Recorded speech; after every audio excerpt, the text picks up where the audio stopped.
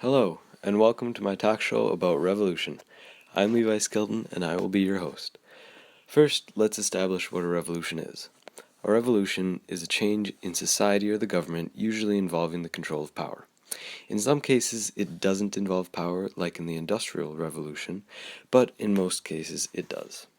Revolutions are significant in history because they changed a lot. The Industrial Revolution brought in new machines and inventions, and the Russian Revolution brought in communism, a new form of government. The age of revolutions occurred when it did, because the Americans wanted freedom from Britain, and when other countries saw the Americans fighting for change, they were motivated to fight for change too.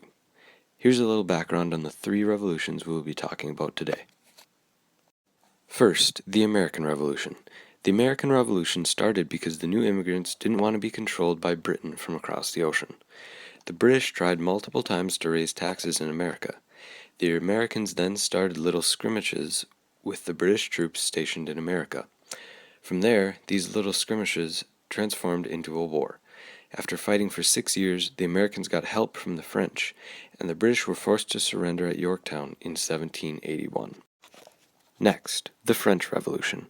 The French Revolution started in 1789 and was influenced by Enlightenment ideas just like the American Revolution before it.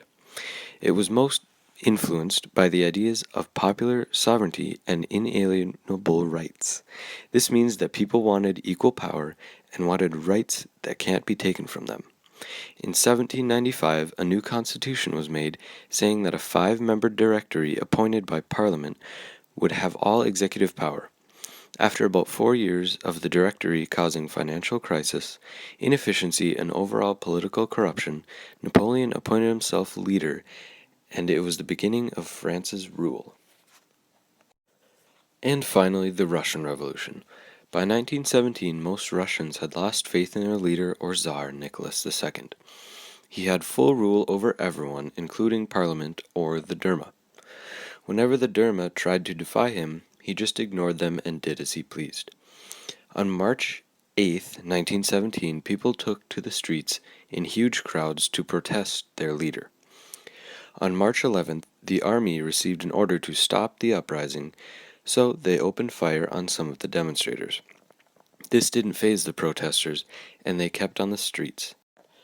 The soldiers then started committees and elected deputies to the revolution.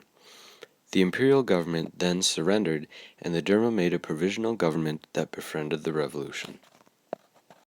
Now, some things in common between all three of these revolutions. All three of the revolutions happened because people didn't want to be controlled.